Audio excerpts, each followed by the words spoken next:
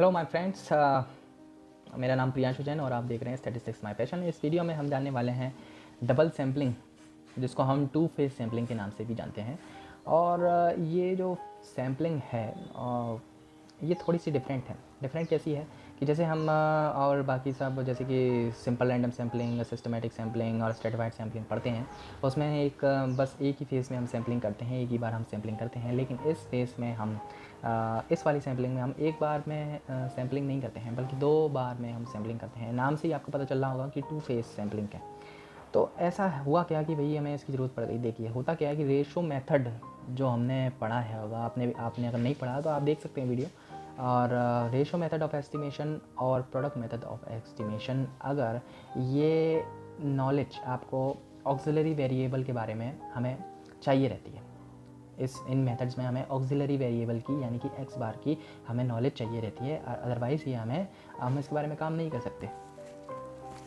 अगर इसके बारे में अगर नॉलेज नहीं है तो हम इसको पता लगा सकते हैं। पता कैसे लगाएंगे? हम सैंपल इकट्ठे करेंगे। ऑक्सिलरी वेरिएबल से मतलब ये है, हमें कोई भी सैम्पलिंग करने से पहले हमें कुछ ऐसी जानकारी पहले से पता होनी चाहिए, जिससे हम उस जो हम स्टडी करना चाह रहे हैं उसकी डेटा की मदद से हम अपने जो भी स्टडी को पूरा कर पाएंगे। जैसे कि मान लीजिए हम कोई भी सैंपल करना चाह रहे हैं और मेरे पास अभी स्टडी का एक टॉपिक है, और स्टडी का टॉपिक अभी मान लीजिए कुछ भी है, तो उस स्टडी के टॉपिक से रिलेटेड जो भी डेटा होगा उसको मैं इकट्ठा करूँगा कहीं से, या तो अगर होगा कहीं पे वेबसाइट वगैरह पे तो मैं काम चला लूँगा। लेकिन अगर नहीं होगा तो क्या करूँगा मैं? तो फिर मैं क्या करूँगा कि मैं अपनी सैम्पलिंग करना पड़ेगी, मुझे इकट्ठा करना पड़ेगा। और उसको करने के लिए मुझे हो सकता है सर्वे करना पड़े, और सर्वे करने से फिर एक दूसरा स्टेज बन जाएगा। पहला तो सर्वे का स्टेज हो गया हमारा, जिससे हमने सैम्पलिंग करी, और दूसरा स्टेज हो गया हमारा जब हम इसके ऊपर स्टडी के ऊपर फिर से हम सैम्पलिंग करेंगे। 2 स्टेज हो गए इस तरीके से। तो होता क्या है, अब यहाँ पर कैसे आप कलेक्ट करोगे? टू फेज़ मेथड, यहाँ पे टू फेज़ मेथड में हम बात कर रहे हैं। टू फेज़ मेथड, तो टू फेज़ मेथड से मतलब ये है कि पहले आपको ऑक्सिलरी वेरिएबल पर आपको ऑक्सिलरी की स्पेलिंग ये है, ऑक्सिलरी वेरिएबल पर, यानी कि हमें कोई ऐसा डेटा जो स्टडी से रिलेटेड डेटा हो उसको इकट्ठा करना होता है। हमारे पास 2 ऑप्शन हैं यहाँ पे। पहला ऑप्शन तो ये है कि हम जो हैं डायरेक्ट सैंपल उठाएं, और देखिए सबसे पहले तो इस मेथड में तो हम पहले ऑप्शन में क्या कर सकते हैं कि सबसे पहले जो ऑक्सिलरी वेरिएबल है उसी का हम डेटा इकट्ठा कर लेते हैं, और डायरेक्ट ऑक्सिलरी वेरिएबल का सैंपल इकट्ठा करके, मतलब जो हम स्टडी करना चाहते हैं ऑक्सिलरी वेरिएबल्स, मतलब पहला ऑप्शन तो हमारे पास ये हो गया कि हम डायरेक्ट स्टडी वेरिएबल, अगर हमारे पास ये देखिए सिचुएशन जबकि चल रही है जब हमारे पास ऑक्सिलरी वेरिएबल उपलब्ध ही ना हो, तब हम क्या करेंगे? ये उस समय की कंडीशन चल रही है।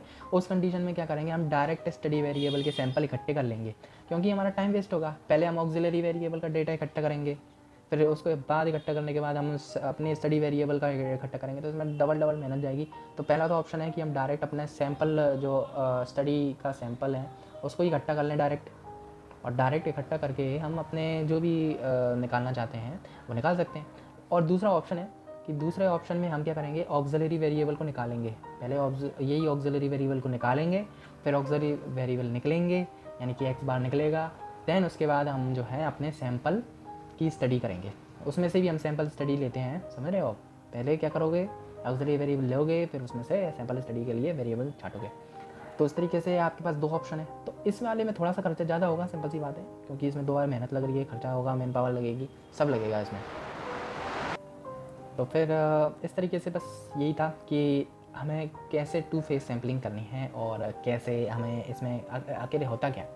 तो डेफिनेशन अगर हम लिखना चाहें तो आप लिख सकते हैं, मैं बोल देता हूँ, मेरे को क्या लिखने में थोड़ा सा आलस आता है, तो आप लिख लीजिए। तो this procedure of selecting a large sample of for collecting information on auxiliary variable x and then selecting a subsample from it for collecting the information on the study variable y is called the double sampling और two phase sampling। अगर आप थोड़ा सा fast हो गया है तो slow करके वीडियो देख सकते हैं, है ना। तो अब चलिए यहाँ पे आपको मैं एक डायग्राम से और क्लियर कर देता हूँ उसको, जिससे आपको थोड़ा और क्लियर हो। मेरे को लगता है कि क्लियर तो हो गया होगा, लेकिन फिर भी और क्लियर होना ज़रूरी है। तो ये तो हमारी, ये देखिए पॉपुलेशन है, मान लीजिए हमारी ये पॉपुलेशन n है, जो हमारी मेन पॉपुलेशन है। अब इसमें से हम क्या करते हैं, सबसे पहले इस फर्स्ट फेज़ में, ये हमारा फर्स्ट फेज़ है, फर्स्ट फेज़ में हम ये करते हैं कि हम डेटा को उठाते हैं, यानी कि ऑक्सिलरी वेरिएबल के डेटा के सैंपल्स लेते हैं। कहाँ से ले रहे हैं हम, पॉपुलेशन में से ले रहे हैं। इसको हम n डैश ले देते हैं। ये थोड़ा सा इसका लार्ज साइज़ रखते हैं, लार्ज साइज़ मतलब जो हमारा सेकंड स्टेज होगा उससे तो लार्ज ही रखेंगे, है ना। तो इससे थोड़ा सा लार्ज रखेंगे हम इसके सैंपल्स को। देन हम इसमें से हम फिर सैंपल उठाएंगे जो कि n होंगे, ये होंगे स्मॉल, जो कि इसको हम कहते हैं सब सैंपल, क्योंकि 2 बार सैंपल ले रहे हैं। अब यहाँ आपको समझ में आ गया होगा, ये पूरा का पूरा बॉक्स है m0, और ये मान रहे हैं हम कोई ऐसा है, आप कुछ भी ले सकते हैं, x0 x1 जो भी आपकी मर्जी हो। यहाँ तक आपको क्लियर हुआ होगा। अब आगे बढ़ते हैं, जो कि हमारा मेन काम होता है हर चीज़ का एक्सपेक्टेशन निकालना, उसका वेरिएंस निकालना, और जहाँ एक्सपेक्टेशन और जहाँ पे वेरिएंस ना निकले वहाँ मीन स्क्वायर एरर निकालना। तो यहाँ हमारा काम क्या होगा, फर्स्ट मीन निकालना।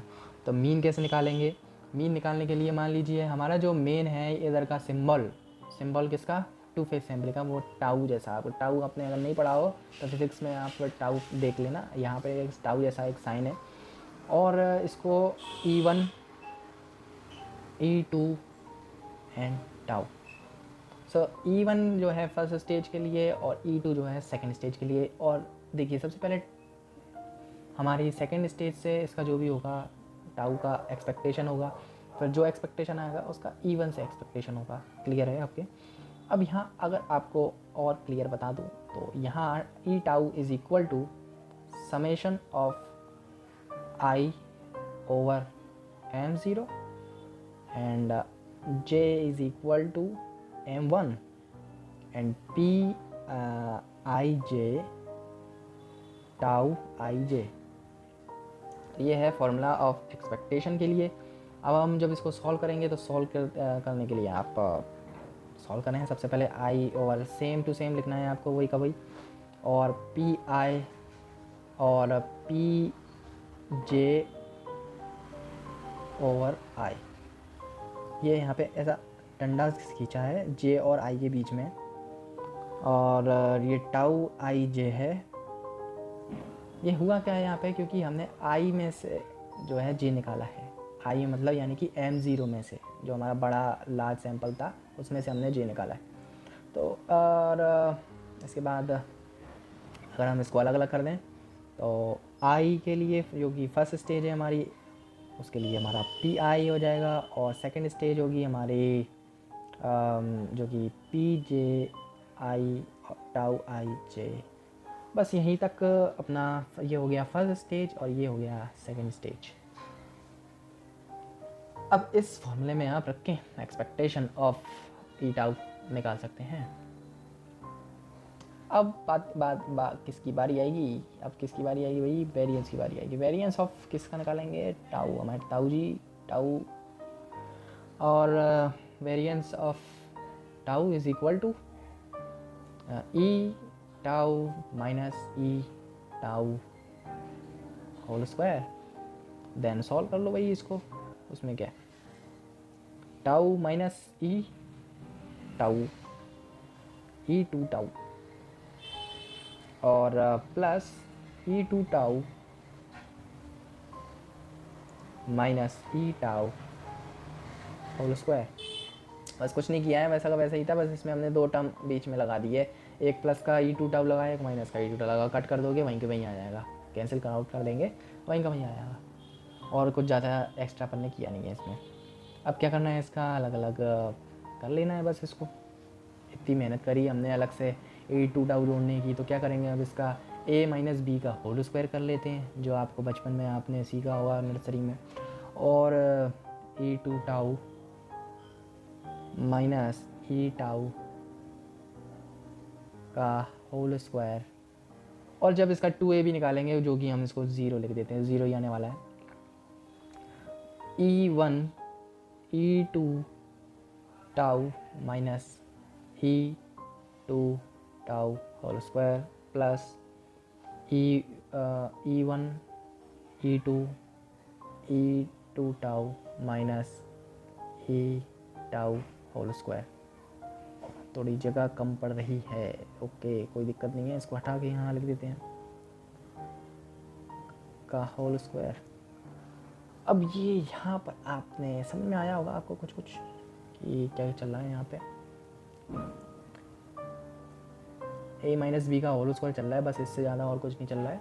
और यहाँ पे e क्योंकि दो स्टेजेस से मिलके बना है E1 और E2 से, इसलिए हमने इसको खोल के E1 और E2 लिखा।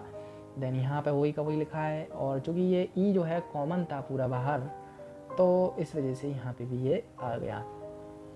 अब बात करते हैं आगे की, और E1 क्योंकि E2 सेम है, इस वजह से ये जो हो जाएगा V2 टाउ, ओके। देन ऐसे ही सेम E2 अंदर है, और यहाँ पे E1 E2 का अंदर हम मल्टीप्लाई करा देंगे, E2 tau minus E1 E2 tau का होल स्क्वायर।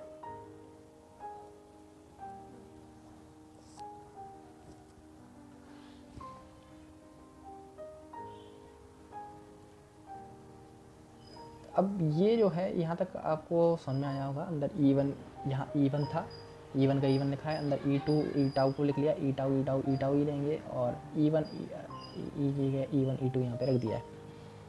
अब लास्ट आंसर जो आने वाला है वो आने वाला है E1 V2 tau plus E1 E2 tau minus E1 E2 tau का होल स्क्वायर। थोड़ी सी बोरियत चीज़ है, E1 E2 बस यही चलता रहता है, लेकिन आप 2-3 बार इसको करेंगे बार बार तो आपको समझ में भी आएगा करने में, और आपको सरल भी लगेगा। और 2-3 बार करके चौथी बार खुद करेंगे तो आसानी से आप बोलेंगे अरे ये तो वैसे ही डर रहे थे हम इससे। E2 टाउ, यहाँ तक बस ये हमारा वेरिएंस निकल चुका है फॉर 2 फेस। बस इतना ही इस वीडियो में, थैंक यू सो मच। और अधिक आप जानना चाहते हैं किसी और टॉपिक के बारे में तो कमेंट करें, कमेंट करना ज़रूरी है, जिससे हमें पता चलता है आपको क्या आवश्यकता है। कमेंट ना करेंगे तो हमें नहीं पता चल पाएगा कि आपको किसकी आवश्यकता है। धन्यवाद वीडियो देखने के लिए, थैंक यू सो मच।